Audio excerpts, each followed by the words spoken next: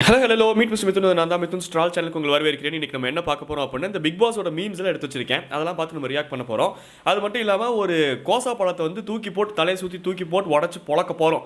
ஏன்னா அந்த கோசா பழம் ஆல்ரெடி மேரேஜ் பண்ணியிருக்கு. நம்ம கிட்டலாம் வந்து நான் வந்து ஒரு யங்ஸ்டர்மா, நம்ம இப்போ பெண்கள்லாம் க்யூவில் நிற்கிறாங்க அப்படிங்கிற மாதிரி பிக் பாஸ் வீட்டுக்குள்ள சில கிரீப்பியான வேலைகள்லாம் பார்த்து கொண்டிருந்த ஒரு கோசா பழம் இருக்குது, தண்ணீர் பழம். அந்த தண்ணீர் பழத்தை இன்னைக்கு தூக்கி போட்டு நம்ம உடைக்க போகிறோம் அந்த தர்பீஸை. அது என்னங்கிறது எது அப்படிங்கிறத வீடியோ பார்க்கலாமா? வாங்க நம்ம வீடியோ பார்த்து ரியாக்ட் பண்ண போகலாம். ஓஹோ, கதை அப்படி போகுதா? கமருதனுக்கு கூட சிரிப்பு தான். ஆனால் கமருதனோட நிலமையில இருந்து யோசிச்சு பார்க்கும்போது எவ்வளோ குஷியாக இருக்கும் தெரியுமா? ஒரு ஆண்மகனாக பிறந்திருந்தால் இந்த பக்கம் உலகளகி ஐஸ்வர்யா ராய், அது சாரி ஐ மீன் நம்ம டக்குன்னு உங்கள் பேர் அரோரா, இந்த பக்கம் வந்து உள்ளூர் கிளவி நம்ம விஜே பார்வதி. ஒரு பேச்சுக்கு கூட எனக்கு உலக அழகின்னு அவங்கள சொல்ல வரல அந்த மாதிரி. ஏன்னா அது ஒரு விஷப்பாட்டில், அது ஒரு நாகினி பாம்பு. இந்த பக்கம் இது மாதிரி ரெண்டு தரம் வாய்ந்த ஒரு உலக அழகிகள் உள்ளூர் கிளவிகள்லாம் சுற்றி கொண்டிருக்கக்கூடிய ஒரு மன்மத குஞ்சாக வளம் வந்து கொண்டிருக்கிறார் நம்ம கமருதீன். அதனால தான் வந்து அவர் வந்து ஹல்க்கு மாதிரி, அவர் அந்த பெண்மையினால தான், அந்த ஒரு லவ்னால தான் வந்து அவர் அடங்கி இருக்கார். இந்த அரோராவை எவிக் பண்ணி விட்டீங்க, அடுத்து பார்வதியை பிரித்து விட்டீங்க அப்படின்னா மறுபடியும் ஒரு ஹல்காக மாறிடுவார். அவர் வேறு ரகமாக ஒரு கண்டென்ட் கொடுக்க ஆரம்பிச்சிருவார், வேறு லெவலில் இருக்கும். அதெல்லாம் விட்டு போட்டு லவ் கண்டென்ட்டில் இழுத்து விட்டீங்க எங்கள் ஹல்கை. செப்புக செப்புக சைத்தான் நமக, செப்புக செப்புக சைத்தான் நமக. லிட்ரலா டைம் கிடைச்சது அப்படின்னா ஊருக்கு போய் உட்காந்து மந்திரம்லாம் போட்டு வைக்கக்கூடிய ஆள் தான், செய்வினைகள்லாம் வைக்கக்கூடிய ஒரு ஆள் தான். அது வந்து மீமிலே வந்து ரிஃப்ளெக்ட் ஆகுது அப்படின்னா அதுதான் மக்களோட மைண்ட் செட்டும். அது மட்டும் இல்லாமல் 90s கிட்ஸுக்கு ஒரு ஜண்டா அப்படின்னா 2K கிட்ஸுக்கு ஒரு பார்வதியா? No, never. நாங்கள் ஜண்டாவை வந்து அசிங்கப்படுத்த விரும்பல. இது என்னது? Vijay Sethupathi after damaging Paaru on the first half and showing full support and stands on Paaru of the second half. இது ஏன் அப்படின்னு நான் சொல்கிறேன். ஃபஸ்ட்டு இந்த மீம் பார்ப்போம். ஜென்ரலாக நான் ஒரு புரிதல் இருக்கும்ல. ஃபஸ்ட்டு ஒருத்தர் போட்டு அடியன்னு அடிச்சுட்டு அதுக்கப்புறம் அப்படியே மேலாப்பில் ஒரு பட்டர் தடவை மாதிரி சில விஷயங்கள் பண்ணுவாங்க. அது பண்ணுறாங்க தான். இது குறிப்பாக பாரு கிட்ட விஜய் சேதுபதி அவர்கள் பண்ணுறாரு தான். பட் ஏன்ட்டு என்னோட புரிதல் என்னன்ட்டு நான் சொல்கிறேன். ஃபஸ்ட்டு இந்த மீமை பார்ப்போம்.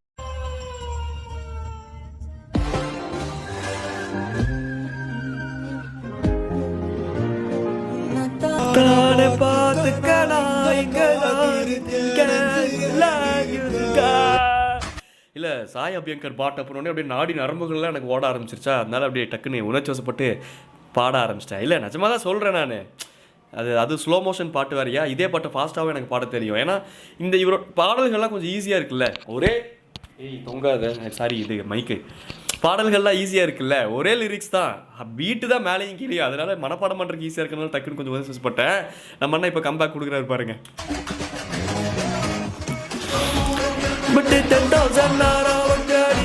அங்க பாருங்க நம்மளோட ஹல்க் எப்படி நின்றுகிட்டு இருக்காரு, கமருதீன் தி ஹல்க் எப்படி நின்றுகிட்டு இருக்காரு. ஐயோ, இவர் என்ன மறுபடியும் வந்து பேட் பண்ணி கொடுக்குறாரு. பாரு வந்து அப்போ அடுத்த வீக் வந்து ஓவரா ஆடுமோ, நம்மளோட சப்போர்ட் இல்லாமல் ஆடிடுமோ. பார்வதினால ஒருத்தங்களோட எமோஷனல் சப்போர்ட் இல்லாமல் ஆடவே முடியாது. அதனால தான் இப்போ பிரச்சனை கேங் கூட சுற்றிக்கிட்டு இருக்காங்க, கமருதீன் கூட சுற்றிக்கிட்டு இருந்தாங்க. கமருதீன் வந்து பேக் ஸ்டாப் பண்ணும் போதெல்லாம் அவர் உஷாராகல. இத்துண்டு இம்முட்டு உண்டு நெய் கொடுக்கல, நெய் நெய் நெய் நெய் எடுத்துண்டு வா, அந்த இம்முட்டு உண்டு நெய் கொடுக்கலைங்கிறதுக்காக கமருதீன் வந்து உஷாரானார். அங்கேயே கமருதீன் அவர்களோட ஐக்கிய லெவலில் வந்து நான் பயங்கரமாக மிகச்சிறப்பாக பாராட்டுறேன். அதுவும் நெய் கொடுக்குற இடத்துல ஏன் கமருதீன் பேக் வாங்கினார்னா, பின்னாடி தாங்கி பிடிக்க அரோரா இருந்தாங்க, அதனால பேக் வாங்கினார். இல்லாட்டி மறுபடியும் பின்னாடியே தான் போய்கிட்டு இருந்திருப்பாரு. பட் அந்த நெய் பிரிச்சு விட்டதுல அந்த நெய்க்கு கோடான கோடி நன்றிகள் அப்படிங்கிற மாதிரி தான் சொல்லணும்னு தோணுது.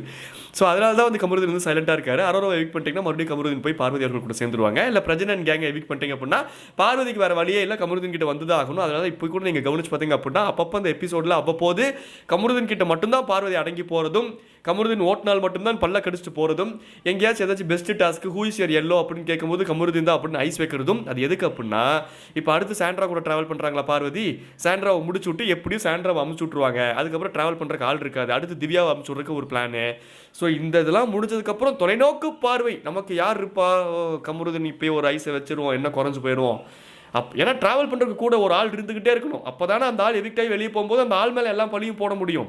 திவாகர் மேலே போட்டால் ஐ வாஸ் திவாகரைஸ்டு மோட் அப்படின்ட்டு ஒரு செகண்டில் திவாகர் மூஞ்சில் சாணி எடுத்து அடிச்ச மாதிரி அடிச்சு விட்டீங்களே. அந்த ஆள் இன்னும் வெளியே போய் இன்டர்வியூவில் உட்காந்துக்கிட்டு பார்வதி தான் உண்மையிலுமே கலங்குனாங்க, வினோத்தெல்லாம் வந்து ஃபேக்குமா, வினோத் வந்து சும்மா நடிக்கிறாருமா அப்படிங்கிறாரு. அந்த ஆளை அந்த தம்பியை நான் சரித்திரத்தில் இடம் பிடிக்க வேண்டும் என்று அழைத்து வந்தேன். ஆனால் அந்த தம்பி நான் தரித்திரத்தில் தான் இடம் பிடிப்பேன் என்று பார்வதி பின்னாடி சுற்றி கொண்டிருக்கிறாருங்கிறது திவாகரோட அந்த ஒரு மஸ்க்கு அந்த ஒரு கோசா பழத்துக்கு இருக்குது இன்னைக்கு. கோசா பழம் எங்களெல்லாம் ஏமாற்றி வச்சிருக்கு. நீ தமிழ்நாட்டு மக்களெல்லாம் பார்த்தா தலையில் ஈஸியாக மிளகா அரைச்சிட்டு போயிடலாம்.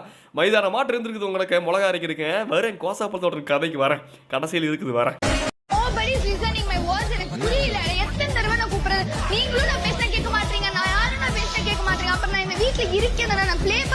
ப்ளே பண்ணுறீங்க தான், ஆனால் யார் இவங்களும் கேட்க மாட்டேங்கிறாங்க, அவங்களும் நீங்கள் பேசுறது கேட்க மாட்டேங்கிறாங்க. அப்படின்னா நீங்கள் தமிழில் பேசணும்.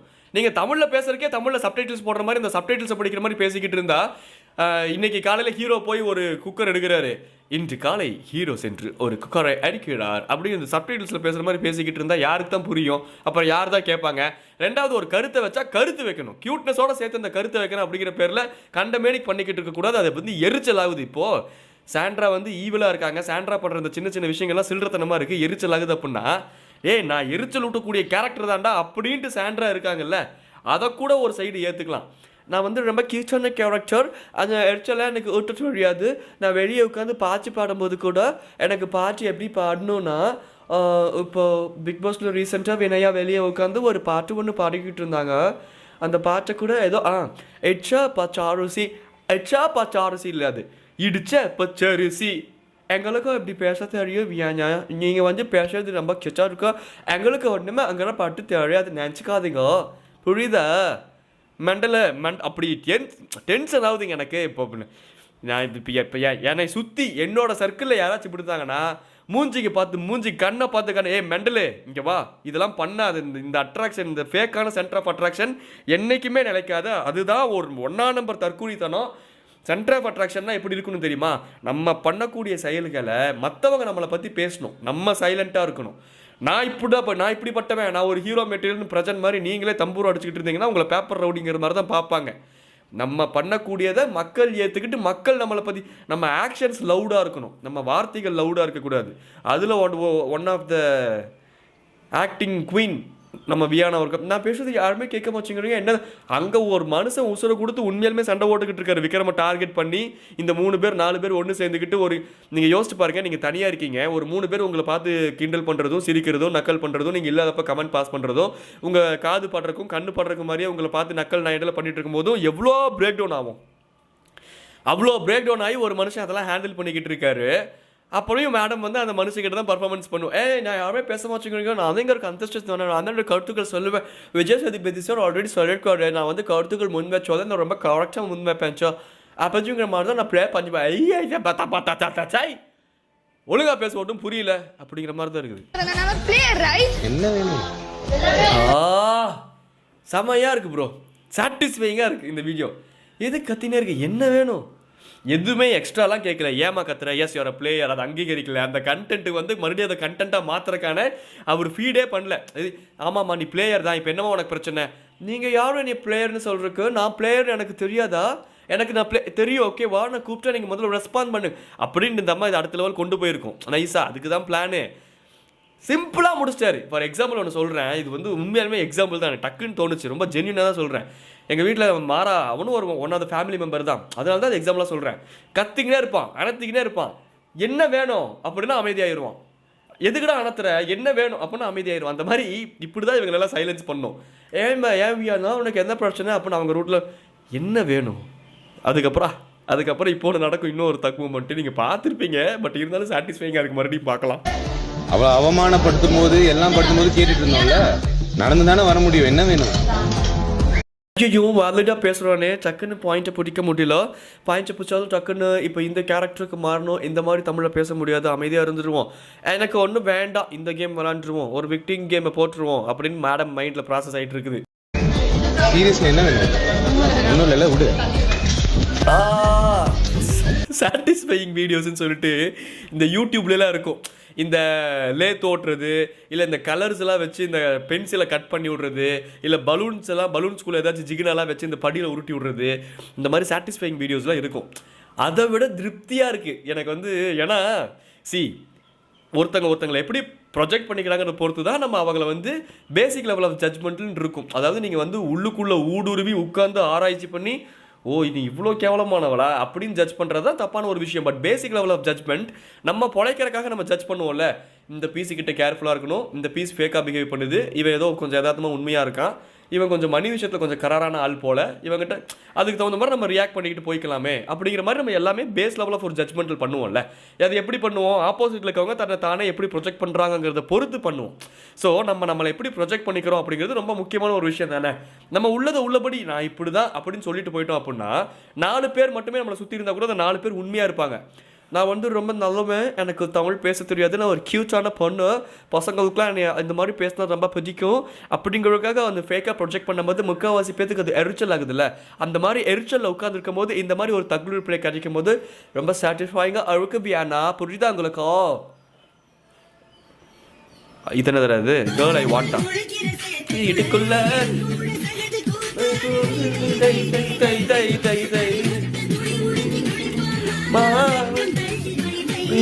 ஐயோ நினச்சேன், ஐயோ இதுக்குள்ள நம்மளும் இன்வால்வ் ஆகி ஓவர ஆட்டம் போடுறோமே யாரோ கூட சேர்ந்து அப்படின்னு சொல்லிட்டு. ஆனால் இந்த யூனிவர்சல் அதுக்கே தெரியுது, த பாய் யூ ஆர், இதுதான்டா நீ, இதுக்கெல்லாம் நீ ஆசைப்படக்கூடாது அப்படின்ட்டு. சரி ஓகே ரைட்டு விடுங்க.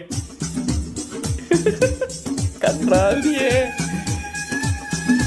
எப்படி ஒரு மனுஷனுக்கு எந்த அளவுக்கு ஒரு கான்ஃபிடன்ஸ் லெவல் பீக்கில் இருந்துச்சு அப்படின்னா, ஒரு பூஸ்டில் இருந்துச்சு அப்படின்னா, இந்த மாதிரி ஒரு உடை அணிந்து கொண்டு இந்த மாதிரி ஒரு மலையில் இந்த மாதிரி ஒரு ஆபாசமான நடனத்தை நார்மலைஸ் செய்யும் விதத்தில் ஆடிக்கொண்டிருக்கிறாரே. என்னடா எங்கடா இதுல என்னடா சொல்றது ஒன்றும் புரியலையே. அது வேற விஷயம் விட்டுருங்க. பட் ஓகே, இதுதாங்க நான் சொன்னேன் நண்பர்களே. அதாவது நான் வந்து என்னோட எல்லா வீடியோஸும் நீங்கள் கவனிச்சிருந்தீங்கன்னா தெரியும், நான் அங்கங்கே சொல்லிட்டே இருக்கேன். எனக்கு வந்து திவாகரனோட எல்லா இன்டர்வியூஸும் பார்த்துருக்கேன். வெரி இனிஷியல் ஸ்டேஜில் வந்து ஏதோ ஒரு இன்டர்வியூவில் ஒரு ஒய்ஃப் பற்றி கேட்கும்போது மழுப்புவார், அதை பற்றி வேண்டாமா, அது இப்போதைக்கு வேண்டாமா அப்படின்னு மழுப்பிட்டு அதுக்கு அடுத்த இன்டர்வியூலேருந்து இதை பற்றி கேள்வி கேட்டாங்கன்னா நம்ம இப்படி ஆன்சர் சொல்லணும், நம்ம இப்படி நம்மளை ப்ரொஜெக்ட் பண்ணிக்கணும் அப்படின்ட்டு அவர் வந்து அதை அப்படியே மூழ்கிட்டாரு. அப்படி ஒரு இல்லவே இல்லை அப்படிங்கிற மாதிரி சுற்றிக்கிட்டு இருக்காரு அப்படின்னு நான் சொன்னேன். நிறையா வீடியோஸ் நான் சொல்லியிருக்கேன். அதுக்கு தகுந்த மாதிரி உண்மை ஒரு நாள் வெல்லும், இந்த உலகம் உன் பேர் சொல்லாது அப்படிங்கிற மாதிரி எனக்கு தெரியும் அண்ணன் மாட்டுவாருன்ட்டு. ஆனால் இப்படி சீக்கிரமாக மாட்டுவார்னு எதிர்பார்க்கவே இல்லை. எனக்கு என்ன வந்து மன வருத்தமாக இருக்குது அப்படின்னா, நீங்கள் வந்து மிளகா அரைக்கணும் நண்பர்களை. எண்ட் ஆஃப் த டே வந்து ஒரு level of basic level of நம்ம பொழைக்கணும் அப்படின்னா சொசைட்டியில் ஒரு விதமான ஒரு நானாக இல்லை அப்படிங்கிற அந்த தன்மையில நம்ம இருக்கணும். நம்ம ரொம்ப நம்மளாவே இருந்தோம் அப்படின்னா ஈஸியாக நம்மளை ஏமாற்றி போடுவாங்க, நம்மளால பொழைக்க முடியாது. ஸோ ஒரு பேசிக் லெவல் ஆஃப் மிளகா அரைக்கலாம். அதுக்குன்ட்டு தமிழ்நாடு மக்களை உட்கார வச்சு ஏதோ மைதானத்தில் உட்காந்து அப்படியே தாளாத்தியாக மிளகா அரைக்கலாம், யார் நம்மளை கண்டுபிடிக்க போகிறா, அவங்க தான் அடிமட்ட டம் ஆச்சே அப்படிங்கிற மாதிரி தமிழ்நாடு மக்களை ட்ரீட் பண்ணுறீங்களே, அதுதான் நான் அக்செப்டபிள் அப்படிங்கிறது. எனக்கு வந்து கல்யாணம் ஆயிடுச்சுமா, now I am not in good terms with that, அதை பற்றி பேச வேண்டாம், எனக்கு பர்சனலாகவே அது வேண்டாம், அவங்களுக்குமே ஒரு ப்ரைவசி இருக்குது, அதனால அதை பற்றி பேச வேண்டாம், இது என்னோட பொது வாழ்க்கை, நான் மட்டும் இதில் இன்வால்வ் ஆகியிருக்கேன் அப்படிங்கிற மாதிரி ஒரு ஜோனில் இருந்தார் அப்படின்னா அதில் வந்து சரி ஓகே, ஓரளவுக்கு மிளகா அரைச்சாலும் மனுஷன் அப்பப்போ பேசும்போதாச்சும் உண்மையை பேசுகிறாரு அப்படின்னாச்சும் இருக்கும். எப்படி ஒட்டுமொத்த உருவமாகவே ஒருத்தர் பொய்யாக சுற்றி கொண்டிருக்க முடியும் பாருங்களேன். இதில் இன்டர்வியூவில் வேற கலைன்ஸ் பார்த்துட்டு இருக்காங்களாமே, கல்யாண மாலை. இந்த ஈன வெங்காயம்லாம் உங்களை கேட்கலண்ணே. அலையன்ஸ் பார்த்து ஆமாண்ணா இப்படி ஆட்ட இல்லைடா இப்படி ஆட்ட, அதை விட்டு கல்யாண மாலை கண்டேடும் பெண்ணே என் பாட்டு கேளு, எனக்கே நல்லா தான் பாட வரும். ஆனால் அண்ணனை மாதிரி பாடினா இப்படி கேவலமாக தான் இருக்கும். அதை விட்டு அதில் நம்பிக்கை வேற. எப்படி பாட்டு பாடுறேன் பார்த்தியாமா, பாட்டு பாடுற திறமை என்கிட்ட இருக்குது, தமிழ்நாட்டு பெண்களே பார்த்துக்கோங்க, இவ்வளோ டேலண்டடான பர்சன் நான், அந்த ஒரு மனநிலை. கல்யாணமே எரிச்சலாகுதுங்க எனக்கு. அதனால தான் நானும் இந்த மாதிரி ஃபேஸ் எக்ஸ்பிரஷன்ஸ்லாம் பண்ணி தொலைஞ்சிட்றேன் கோவத்தில் தான். கொண்டாடு பெண்ணே என் பாட்டைக்கு. ஐயோ அந்த பாடி லாங்குவேஜ். ஸோ அந்த பெண்ணை தான் யாரும் தேடிக்கிட்டு இருக்கேன். பட் அந்த படத்துல மாதிரி வந்துடக்கூடாது. அந்த படத்துல பேர் முட்டிக்கிட்டே இருப்பாங்க, விட்டுக்கிட்டே இருப்பாங்க, என்னைய உருட்டிக்கிட்டே இருக்கணும், தர்பூசணி பழமாச்சு. ஆனால் ஆக மொத்தத்தில் சில விஷயங்கள்லாம் நான் அக்செப்டபிள்னே. கல்யாணம் ஆயிடுச்சுங்க எனக்கு, ஆனால் நாட் இன் குட் டேர்ம்ஸ். இப்போ நான் வேற மறுபடியும் பார்த்துக்கிட்டு இருக்காங்க அலையன்ஸு அப்படின்னு சொன்னதுக்கப்புறம் கல்யாண மழை கண்டான பெண்ணே அந்த ஜோனுக்கு போயிருந்தா கூட பரவாயில்ல. உன்னையும் தேடி வருவார் இந்த உலகத்திலே அப்படிதான் இவர் எல்லா பாட்டையுமே பாடுறாரு. கல்யாண மழை கொண்டாடும் பெண்ணே கசிக்கு வருவார் இந்த உலகத்தில அந்த ஜோனுக்கு போயிடுறாரு. கியூட் எக்ஸ்பிரஷனுங்கிற பேரில் கன்றாதி கருமத்தை அண்ணா எப்படி எங்க இருந்து உனக்கு இம்புட்டு தைரியம் ஜென்ரேட் ஆகுது? இதுல வந்து நல்ல இணக்கமா நல்லா இருக்கணும். ஸோ அந்த ப்ராசஸ் ஓடிக்கிட்டு இருக்கடா. ஸோ நல்ல அலைன்ஸ் கடவுள் எப்போ எப்படி காட்டுவான்னு தெரியாது. ஸோ அந்த ப்ராசஸ் ஓடிக்கிட்டு இருக்குடா. அப்படியே அன்னைக்கு க்யூட்டாக ஆண்டி தான், பூக்கி தான். இன்டர்வியூட்டெல்லாம் பேசும்போது அப்படியே ஒரு ஒரு உரிமையாக அந்த ப்ராசஸ் ஓடிக்கிட்டு இருக்குடா. நான் எவ்வளோ பெரிய பெரிய மனுஷன், உன்னை உரிமையாக டா போட்டுலாம் கூப்பிட்றேன். நீ வெளியே போய் 4 பேர்த்துக்கிட்ட திவாகர் இவ்வளோ ஜோவியலான ஆள் தெரியுமா, அவர் என்னை ஒரு ப்ரொஃபஷனலாக கூட ட்ரீட் பண்ணல, உரிமையாக டா போட்டு கூப்பிட்டாரு. அந்த மைண்ட் செட்டு, அந்த ஒரு ஜோனில் இருக்கார் அண்ணன். தன்னை தானே ஒரு செலிபிரிட்டியாக உணர்ந்து கொள்கிறார். சரி, ஓகே, 2வது இன்னைக்கு எல்லாத்துக்குமே தெரிஞ்சாலே செலிபிரிட்டி அப்படின்னு ஆயிடுது. அப்போ அப்படி யோசிச்சு பார்த்தோம்னா ஓகே, அண்ணனும் ஒரு செலிபிரிட்டி தான். ஆனால் அந்த செலிபிரிட்டிக்கு மக்கள் கொண்டாடுறதுக்கு கொஞ்சமாச்சும் உண்மையாக இருந்துட்டு போகலாமேன்னு கேட்குறேன். அவ்வளோதான், வேற ஒன்றும் இல்லை. ஸோ அதுவுமே கடவுளால் நிர்ணயிக்கப்பட்ட ஒன்று தான். அது எப்போ நடக்கும், லைஃப் பார்ட்னர் இல்லையா, ஒரு சிலருக்கு டிலே ஆகும், நம்மளுக்கு டிலே தான். பட் லேட் ஆனாலும் நம்மளுக்கு வந்து ஒரு நல்ல ஒரு வாழ்க்கை துணைவியா கடவுள் அமைச்சு கொடுப்பாருன்னு ஒரு நம்பிக்கை இருக்குப்பா. இத்துடன் கல்யாண மாலை நிகழ்ச்சி நிறைவடைந்தது. இந்த மணமகனுக்கு ஏற்ற மணப்பெண் எங்கிருந்தாலும் சரி, அந்த மணப்பெண்ணின் தந்தைக்கு ஒரு வேண்டுகோள், உங்கள் பெண்ணை கொடுக்காதீர்கள். இத்துடன் கல்யாண மாலை நிகழ்ச்சி முடிவடைந்து விட்டது நண்பர்களே. மீண்டும் உங்களை அடுத்த வாரம் ஞாயிற்றுக்கிழமை அவ்வாறு தான் வீடியோ போட்டு கொண்டிருக்கிறேன். 4 நாளைக்கு ஒருக்கா, நான் 3 நாளைக்கு ஒருக்கா என்று அந்த மாதிரி. அத்துடன் உங்களை சந்திக்கும் வரை விடைபெற்றுக் கொள்வது உங்கள் மித்துன். ஆனால் புரிந்து கொள்ளுங்கள், நீங்கள் இந்த உலகத்தில் பார்க்கும் எல்லாமே உண்மை இல்லை என்ற காலகட்டங்கள் போய்விட்டது. நீங்கள் இந்த உலகத்தில் பார்க்கும் எல்லாமே ஃபேக்கு தான் என்ற காலம் வந்துவிட்டது. இந்த காலத்தில் உட்கார்ந்து நான் அவரை நம்பினேன், இந்த இன்ஃப்ளூயன்சரை நம்பினேன், இவர் இந்த ப்ராடக்டை வாங்க சொன்னார், அவர் இதை நம்பி இதை காசை போட சொன்னார் என்று தயவு செஞ்சு மக்களாகிய நீங்கள் ஏமாந்து விடாதீர்கள். ஏதோ என் சேனலை ஒரு 4000 பேர் பார்த்தாலும் ஜென்யூனாக கேட்டுக்கொள்கிறேன், ஜென்யூனான இன்ஃப்ளூயன்ஸ் இருப்பார்கள். அதாவது பேடு ப்ரமோஷன் பண்ணாலே அவர்கள் தப்பானவர்கள் என்று இல்லை. ஆனால் அதில் ஒரு ஜென்யூனிட்டி இருக்கிறதா, கொஞ்சமாவது அவர்களிடம் ஒரு உண்மைத்தன்மை இருக்கிறதா, இல்லை திவாகர் போன்று நான் பெய்டு ப்ரமோஷன் பண்ண மாட்டேன் என்று துபாய்க்கு ஹெலிகாப்டரில் பறக்கக்கூடிய ஒரு நபரா, நான் பெய்டு ப்ரமோஷன் பண்ண மாட்டேன் என்று குட் பேட் அகலிக்கு 4-5 சட்டைகள் மட்டும் வாங்கி கொண்டு ஒரு ஷூட் செய்து கொண்டு அதன் விளைவாக ஒரு கடையை ப்ரமோட் செய்வாரே, ஆனால் வெளியே வந்து பெய்டு ப்ரமோஷன் இல்லை என்று நம்மளை மக்கள் மண்டையில் மிளகா அரைப்பாரே, கல்யாணமே செய்துவிட்டு ஒரு கல்யாணம் ஆகவில்லை என்று அரோராவிடம் கிரிப்பி கண்டன் மோந்து பார்த்தவர் அவர். மணக்குது இந்த புள்ளை என்று கூறியவர் அவர். அதனால் என்னமோ மக்களே, யோசித்து சிந்தித்து செயல்படுங்கள். உங்களை முதலில் நம்புங்கள், அதை தாண்டி உங்களுக்கு பிடித்தவர்களை நம்புங்கள். இது என் தாழ்மையான வேண்டுகோள் மட்டும்தான். எனக்கு கோல்டு மற்றும் முடியவில்லை, உடம்பு கொஞ்சம் எனக்கும் வருட்டமாமே. நான் போய் தூங்க போகிறேன். டாடா பை சொல்லிக்கலாம். நாங்கள் மீட் பண்ணி டாடா பை, டாடா பாய்.